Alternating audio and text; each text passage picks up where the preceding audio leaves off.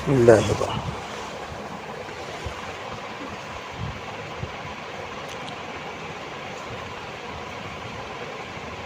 سند میں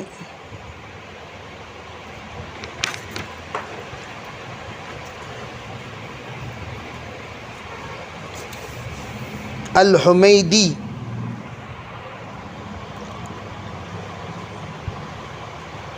یہ حقیقت میں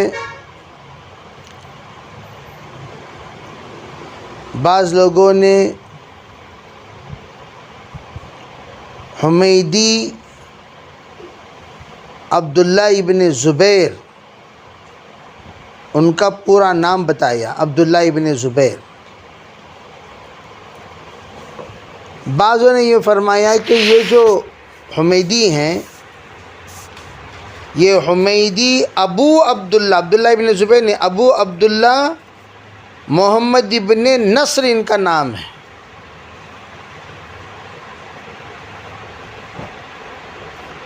محمد ابن، بعد نے فرمایا بھئی یہ جو نام ہے یہ نام ابو عبداللہ محمد ابن ابی نصر یہ حمیدی کا نہیں ہے، حمیدی کا یہ نام آ کر غلط بتا دیا گیا، یہ فرمایا۔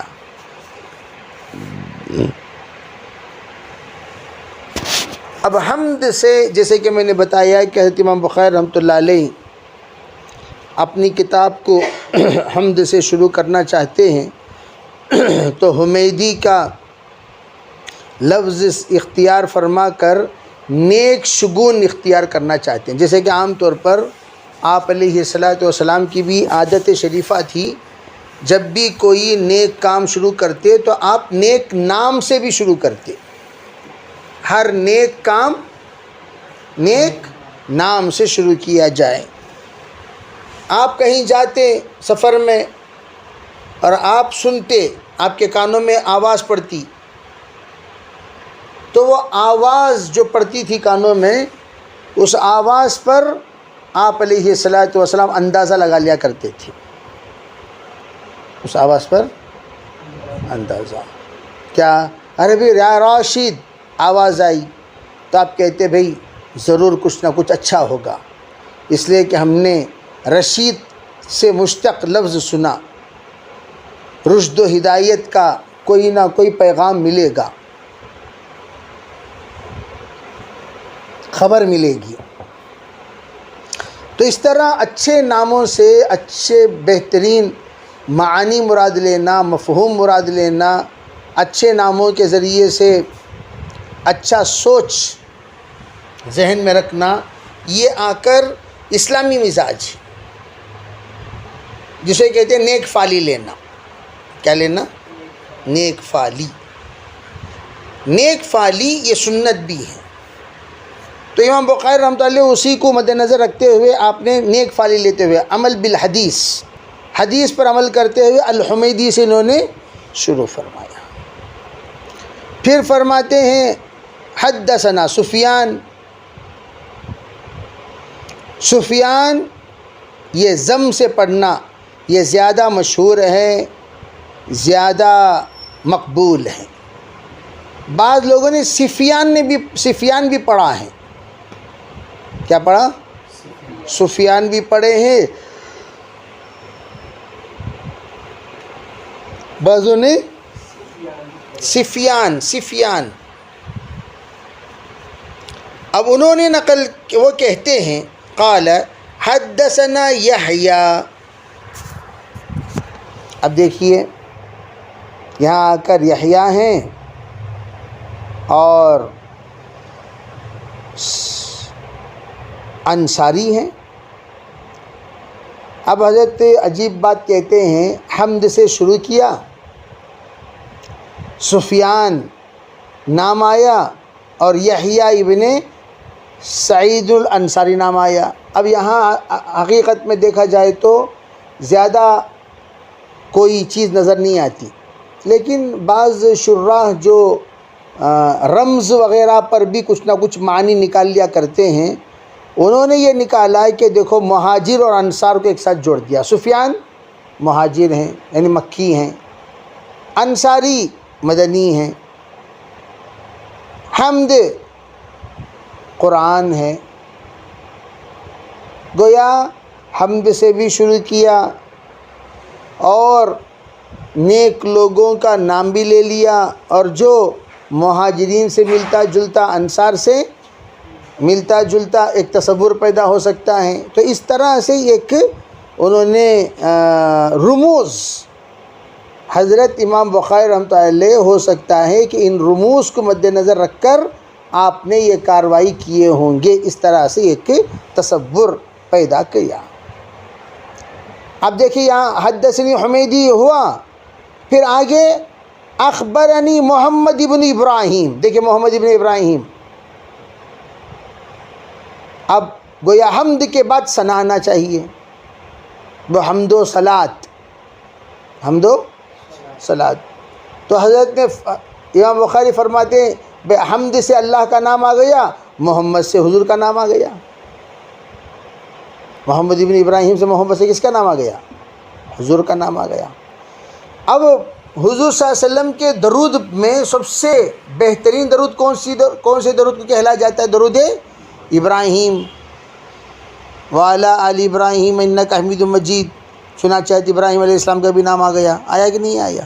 محمد ابن ابراہیم۔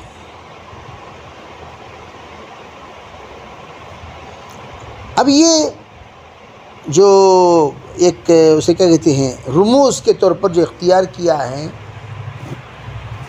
امام بخاری رحمۃ اللہ علیہ، کئی سندوں میں سوچے ہوں گے کہ بھئی میں پہلی سند کس کو نقل کروں، چنانچہ اس کو میں نے نقل کیا۔ یہی روایت جو روایت یہاں نقل کی ہیں یہ بخاری شریف میں 6 جگہوں پر مذکور، اس کے علاوہ 5 جگہوں پر مذکور ہے، اور 5 جگہوں میں الگ الگ سندیں ہیں، یہ سند نہیں ہے، الگ الگ سند ہیں۔ تو وہ سند جس کو امام بخاری رحمۃ اللہ علیہ نے اختیار فرمایا، ان سندوں میں سب سے اعلیٰ درجے کی سند یہ سند، بھئی 6 جگہوں پر روایت نقل کی ہیں، 6 جگہوں پر 6 سندیں ہیں، 6 سندوں میں سب سے اعلیٰ درجے کی سند یہ روایت کی کون سی ہے؟ یہ سند جس کو یہاں پر نقل کیا ہے۔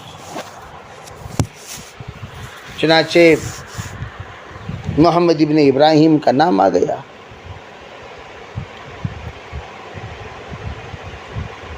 اب دیکھیے یہ تینوں جگہوں میں قالا قالا قالا، 3 جگہ پر بھی قالا آیا، تینوں جگہوں پر کیا آیا؟ قالا قالا قالا۔ اب یہ تینوں جگہوں پر سمعا سمعا سمعا، سمعا سمعتو سمعتو، 3 قالا آ گیا، 3 سمعا آ گیا، اور بہنی 3 قالا، اور یہاں اس کے نیچے کیا ہے؟ 3 سمعا ہے۔ اب اس میں کیا حکمت امام بخاری رحمۃ اللہ علیہ کی؟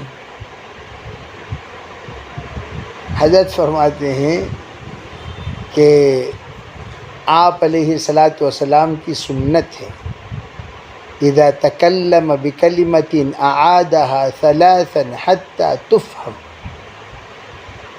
اسی طرح ہر مردہ کو زندہ کرنے کے لیے 3 بار کافی ہے،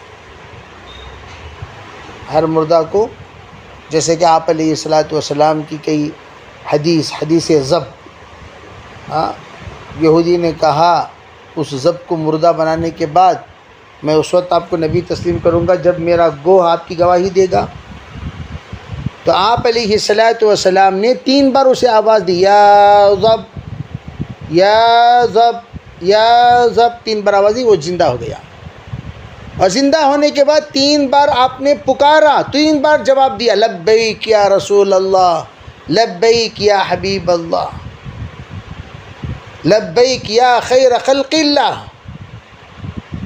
3 بار لبیک، لبیک و سعدیک۔ تو فرماتے ہیں 3 بار کہا اور 3 بار سنا، 3 بار کہا، 3 بار سنا، یعنی فرمانا یہ چاہتے ہیں جب جب حدیثیں کہی گئیں تب تب حدیثیں سنی گئیں، ایسا کبھی نہیں ہوا کہ کہی گئی ہو سنی نہ گئی ہو، اس لیے کہ سمعنا کے بعد ہی وہ اطعنا کا اطعنا کی توفیق ملتی ہے، سمعنا کے بغیر اطعنا کی توفیق نہیں ملتی۔ اس لیے امام بخاری رحمۃ اللہ علیہ یہ اشارہ بھی فرما رہے، دیکھو یہ سو رموز کی کوئی رموز ہر انسان کا ایک اندازہ ہوتا ہے، ہر انسان کا ایک سوچ ہوتا ہے، ہر انسان کی ایک اسے کیا کہتے ہیں، ایک طبیعت ہوتی ہے، ایک مزاج ہوتا ہے، ہر انسان کی ایک الگ الگ ترجمانی ہوتی ہے۔ یہ ترجمانی ہر ایک کرنا کوئی ضروری نہیں ہے۔ تو قالا 3 بار آیا تو سمع بھی 3 بار۔ اب دیکھیے سمع القمہ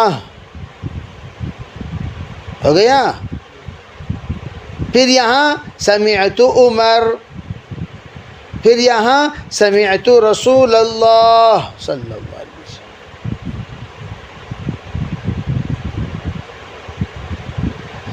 اب یہاں دیکھا جائے تو حمیدی ہیں یہاں تو القمہ ہیں یہاں نیچے،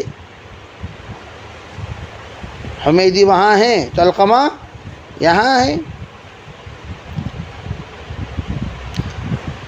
گویا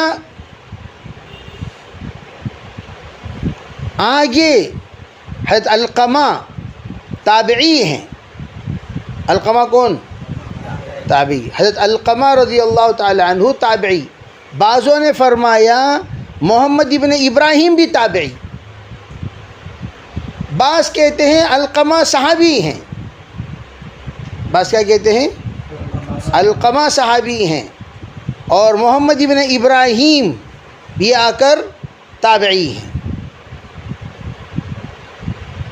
لیکن حضرت القمہ کے تابعی ہونے میں کوئی شک نہیں، صحابی ہونے میں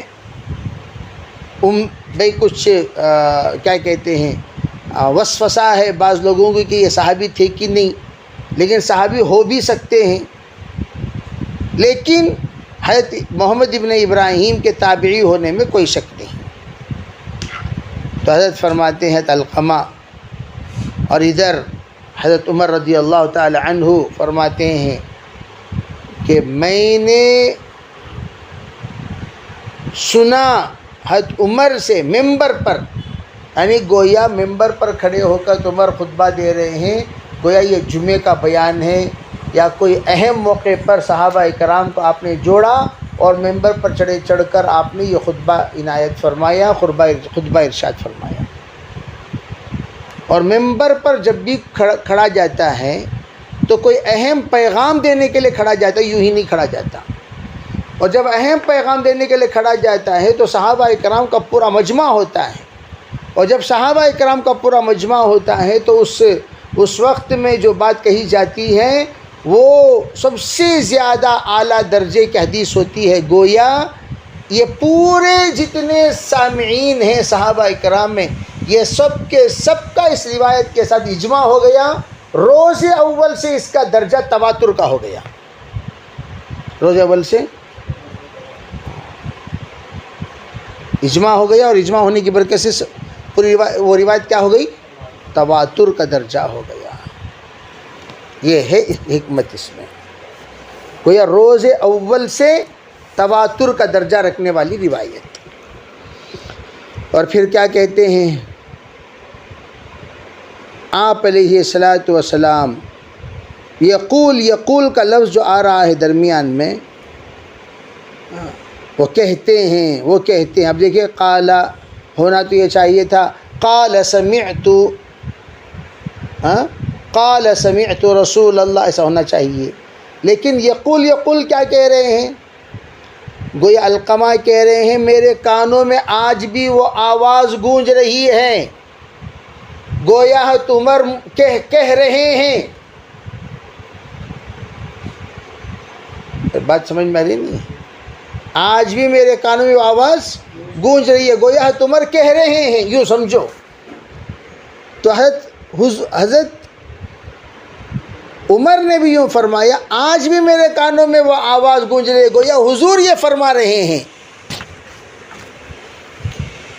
ہونا یہ چاہیے تھا کہ قالا کہتے، لیکن کہہ کیا رہے ہیں؟ یقولو۔ بھئی یقولو اس وقت کہا جائے گا جب حال میں موجود ہو کوئی معاملہ، ماں حال تو نہیں تھا،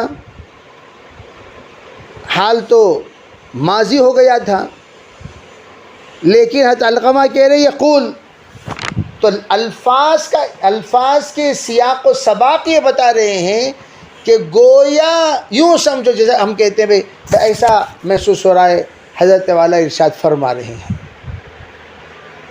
میرے کانوں میں آج بھی وہ آواز ایسی گونج رہی ہے گویا حضرت والا ارشاد فرما رہے ہیں. کیا ارشاد فرما؟ یہ آ کر انتہائی قربت اور نسبت اور محبت اور تعلق کی بات ہے. انتہائی قربت، بھئی یوں سمجھو کہ میرے والد مجھ سے یوں کہہ رہے ہیں، میری والدہ مجھ سے یوں کہہ رہی ہیں. تو یہ انتہائی قربت میں یہ الفاظ استعمال کیے جاتے ہیں. تو یہ بات فرمائی. یا علقمہ حضرت عمر کی بات نقل کرتے ہوئے حصے کہ حضرت عمر نے فرمایا یقول سمعت، تو اسی بات کو نقل کرتے ہیں علقمہ بھی اسی سنت کو باقی رکھتے ہوئے کہہ رہے ہیں یقول سمعت. گویا شاگردوں نے حضرت علقمہ کے اس بات کو کیا کیا؟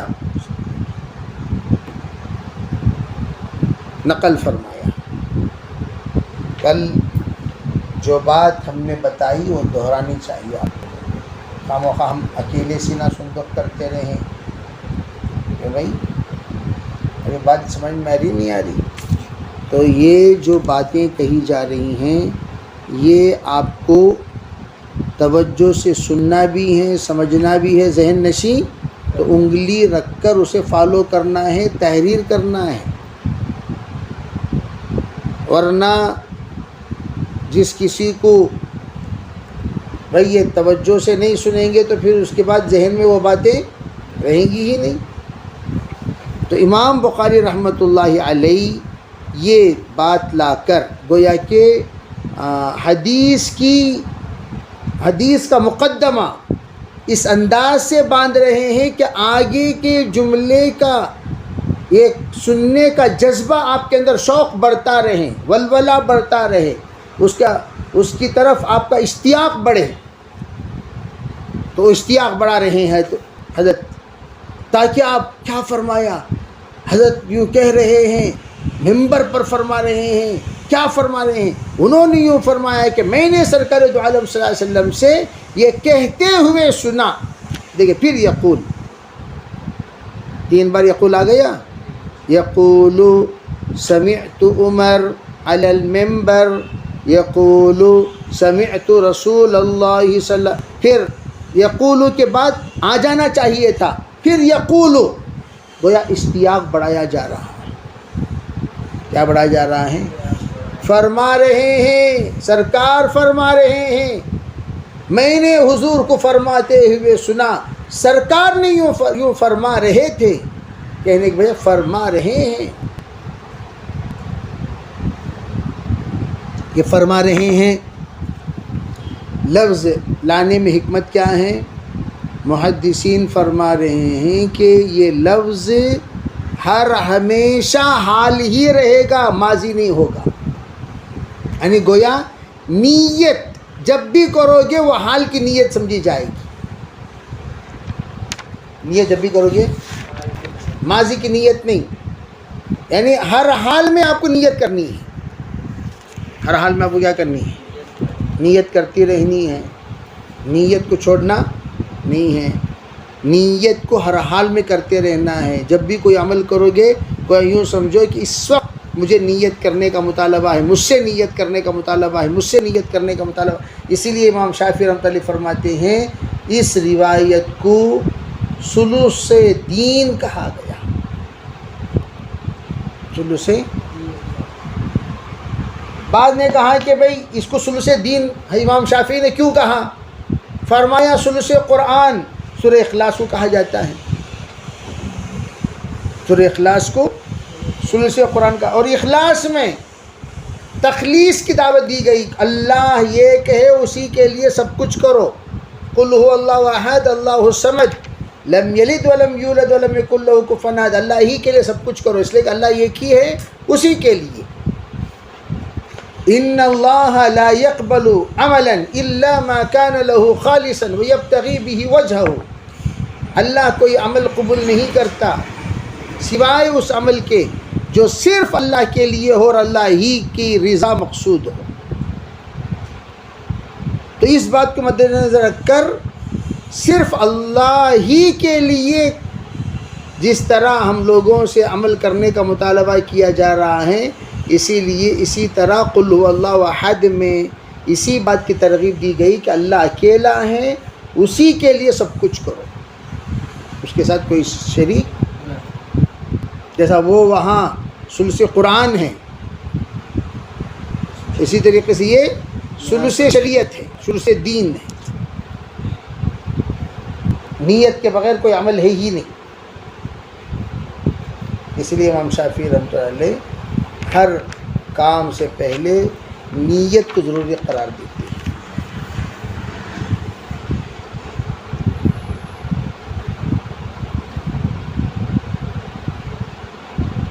اب یہاں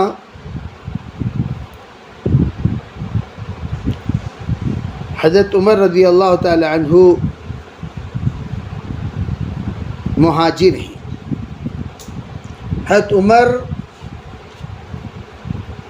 کل اپنی زندگی میں 538 روایتوں کو نقل کیے ہیں۔ حضرت عمر رضی اللہ تعالی عنہ 40ویں نمبر کے مسلمان ہیں۔ یہ گویا حضرت عمر رضی اللہ تعالی عنہ سے پہلے 30 پر 9 مسلمان ہوئے تھے، حضرت عمر 40ویں نمبر کے۔ گویا حضرت عمر رضی اللہ تعالی عنہ سے سب سے پہلے، دیکھو تعداد میں بھی عجیب، اللہ کا ہر 40 دن کے بعد کروٹ اللہ نقشہ بدلتے ہیں، فجعلنا النطفة علقة، یہ اللہ کا نظام 40 دن میں کیا ہوتا ہے۔ تو حضرت عمر کے 40واں نمبر اسلام قبول کرنے کے بعد کروٹ اسلام کا بدلا، انا كنا اذل الناس اعز اللہ لنا۔ تو حضرت عمر 40ویں نمبر کے مسلمان۔ یہ 81 روایتیں بخاری اور مسلم میں حضرت عمر کی موجود ہیں۔ گویا حضرت عمر رضی اللہ تعالیٰ عنہ شان اسلام ہیں، مطلوب رسول ہیں، حضور سے مانگ کے، حضور نے اللہ سے مانگ کر حضرت عمر کو لیا، حضور نے اللہ سے مانگ کر حضرت عمر کو لیا۔ عشرہ مبشرہ میں سے ہیں، خلیفہ ثانی ہیں۔ لو کان بعدی نبی لکان عمر، گویا مظہر شریعت، مظہر شریعت، شریعت کا حکم نازل ہوا نہیں، دل کے اندر وہ باتیں نازل ہونا شروع ہو گئیں، یہ ہونی چاہیے۔ عجیب بات، سب کے سب وحدانیت، اس لیے کہ اسلام کا کام ہی وحدانیت ہے، گویا اسلام شروع ہی ہوا وحدانیت کو پھیلانے کے لیے۔ لیکن حضرت عمر رضی اللہ تعالی عنہ وحدانیت میں تو اشدہم فی امر اللہ عمر، لیکن دل کے اندر ایک بات پیدا ہوئی عمر کی، وہ کیا؟ وہ یہ کہ اللہ کے رسول، ہم تو طواف کرتے ہیں، کعبے کا طواف کرتے ہیں، کتنا اچھا ہوتا کہ ہم لوگ مقام ابراہیم پر بھی 2 رکعت نماز پڑھ لیتے، کعبے کا تو نماز پڑھتے ہی ہیں۔ اللہ کے رسول نے فرمایا عمر میں کیسے کہہ سکتا ہوں یہ بات، اللہ کی طرف سے وقت ابھی کچھ ہوا نہیں تھا، آیت حجبین لا کر واتخذوا من مقام ابراہیم۔ اب سوال پیدا ہوتا ہے کہ حضرت عمر رضی اللہ تعالیٰ عنہ کی دور اندیشی میں یہ بات آئی کیوں؟ 17 آیتیں ابن حجر عسقلانی نے نقل کرتے ہوئے موافقات عمر کے نام سے ابن حجر نے مستقل کتاب تحریر فرمائی. 17 آیتوں کو نقل فرماتے ہوئے کہتے ہیں حضرت عمر رضی اللہ تعالیٰ عنہ کی رائے کے مطابق قرآن پاک میں 17 آیتیں نازل ہوئی.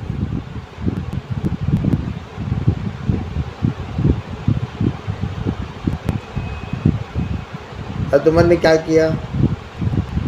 جو مطالبہ کیا وہ کیوں؟ یہ حضرت عمر کا اشارہ تھا کہ لوگ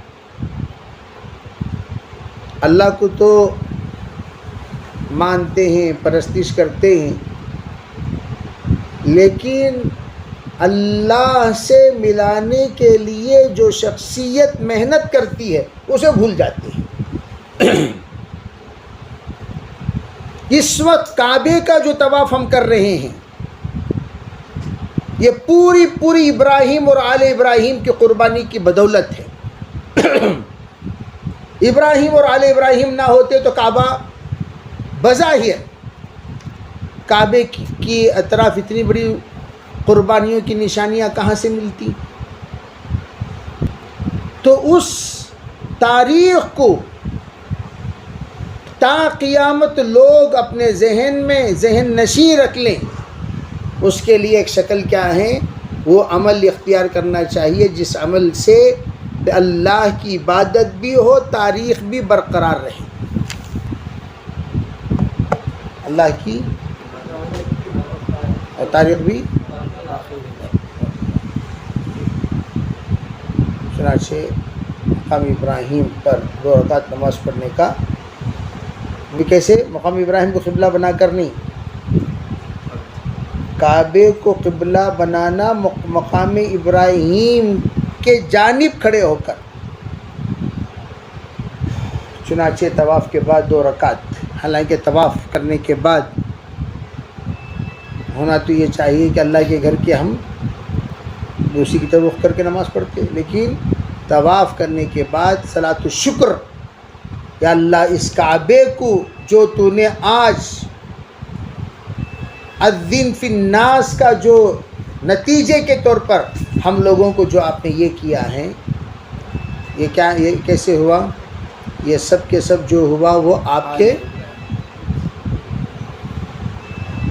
تو اس کی طواف کرنے کے بعد یہاں کھڑے ہو کے 2 رکعت نماز پڑھ کر اس کا تذکیر، اس کی یاد دہانی، اس کے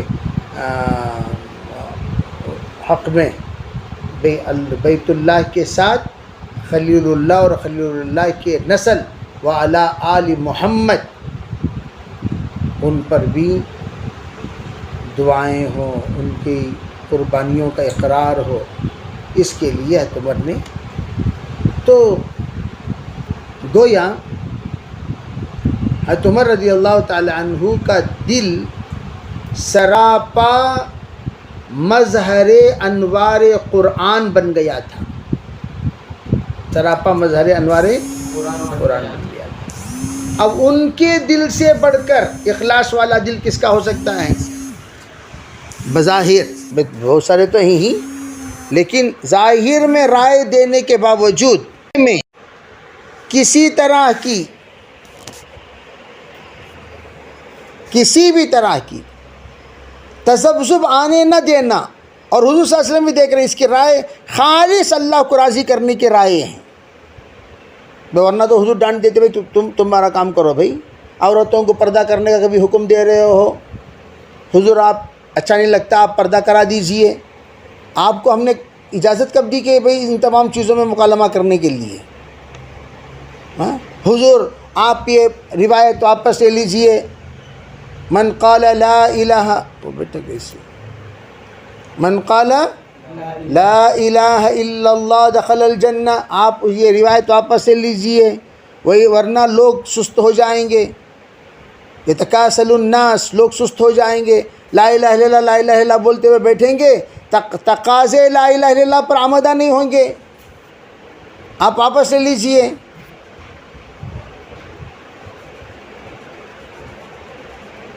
تو آپ نے ہرگز کسی بھی حضرت عمر کی بات کو مسترد نہیں کیا، گویا خالص اللہ کو راضی کرنے کے حضرت عمر رضی اللہ تعالیٰ عنہ اپنی رائے پیش کیے، اور رائے اتنی خالص تھی اللہ نے اسے خالص قرآن پاک کی آیت بنا دی، اور اللہ کی طرف سے اشارہ بھی ہو گیا حضور کو کہ آپ اپنی اس روایت کے ساتھ مخلصاً بڑھا دیں، تو آپ نے بڑھا دیا، تو کتنا اخلاص تھا ہوگا آپ کی رائے پر۔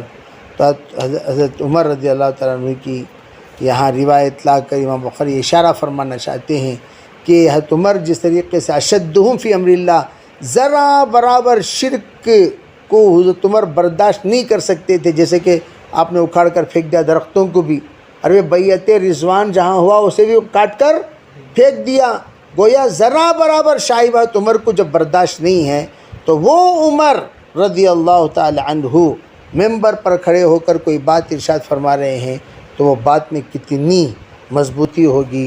انہوں نے یہ فرمایا کہ میں نے حضور صلی اللہ علیہ وسلم سے سنا، انما الاعمال بالنیات وانما لکل امرئ ما نوى فمن كانت حجرته الى دنیا یصیبها او الى امرأة ينکحها فہجرته الى ما ہاجر۔